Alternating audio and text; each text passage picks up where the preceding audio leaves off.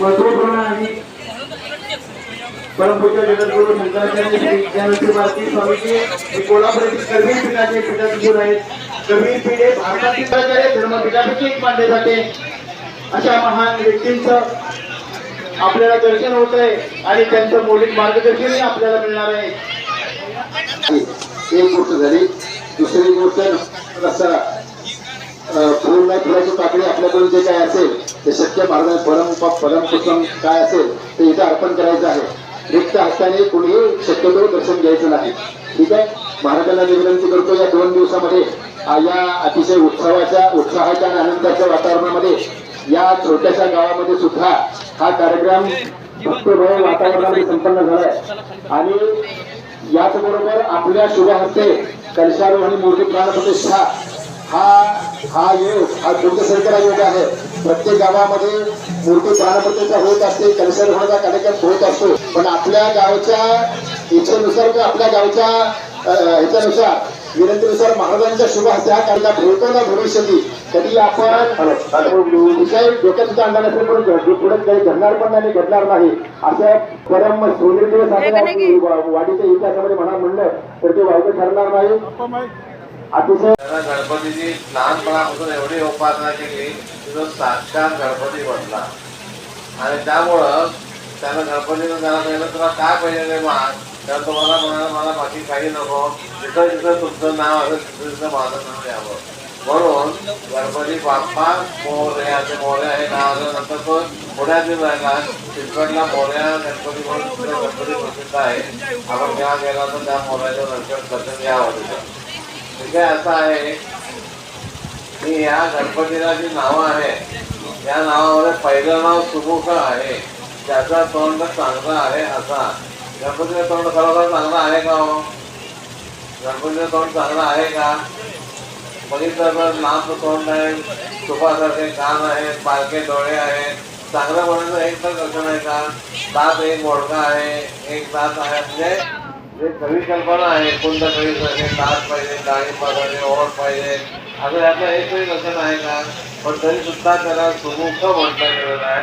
त्याचं कारण आपली जी दुर्मुखलेली स्वतः आहे आपल्याला ज्याने आपल्या याचना करायचं मागण्या करायचं त्याच्याकडे आपण देवापुढे जाताना काय करतो बारीक तोंड करून जातो. ते आपला बारीक तोंड तो हासरं करतो.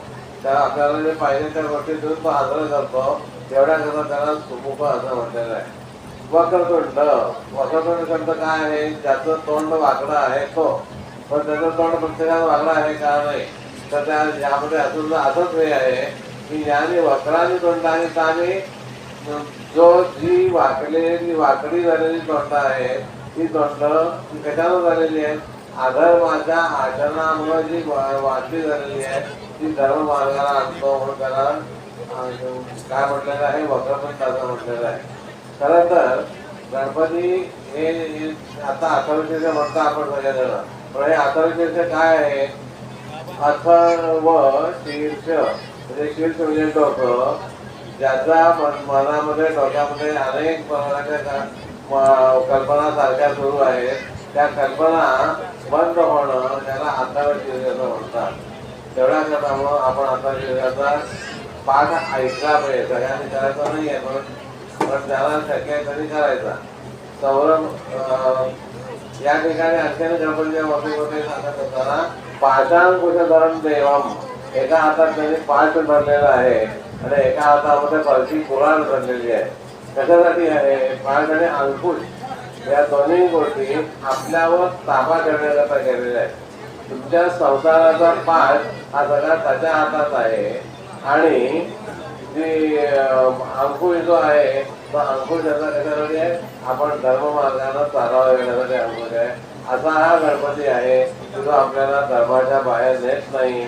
धर्माला चालायला होतो पण धर्माची उपासना म्हणजे गणपतीची उपासना आहे. कलो चंडी विनायक हो कलियुगामध्ये लवकर फळ देणारे प्रसाद देणारे कोण देव असतील तर गणपती आणि चंडी म्हणजे देवता आहे.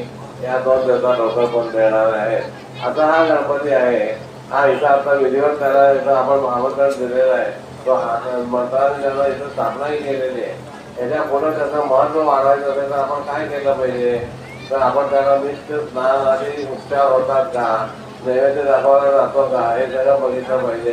तर त्याचं महत्व वाटतं. असं एक सूत्र आहे, अर्चकस्य प्रभावात, म्हणजे त्याच्या पूजा अर्चा कशा प्रकारे करतात त्याचं महत्व वाढत असतं. आपण सर्वांनी चांगल्या मनानं ते पूजा कराव्यात आणि त्याचं महत्व वाढवावं एवढीच अपेक्षा इथं करू आणि आपण या ठिकाणी थांबू. मंगल फक्त एक हे आहे, मी एक भजन सांगतो ते आपण सगळ्यांनी म्हणायचं आहे. मंगलमूर्ते विघ्नहरा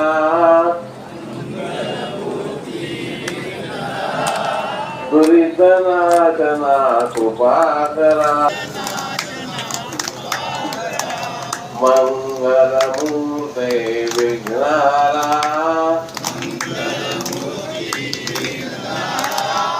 दुरितनाशना कृपाकरा.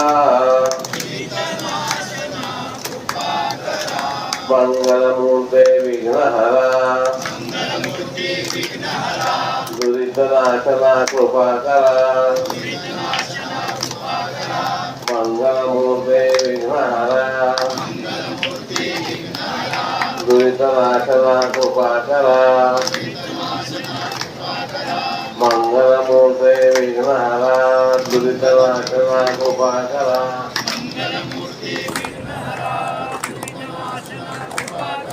मंगलमूर्ती मोरया. या मंडळाचे जे व्यवस्थापक आहेत त्या सर्वांना एक महत्वाची विशेष सूचना करतो की मंदिरामध्ये येऊन इकडल्या तिकडल्या कपाळ होऊ नये. एवढ्या काही त्यात तुळशीच्या माळा आणून ठेवा. जो येईल त्याला इथं बसावा आणि हा आता जो आपण मंत्राचा जप केला हा जप करावा.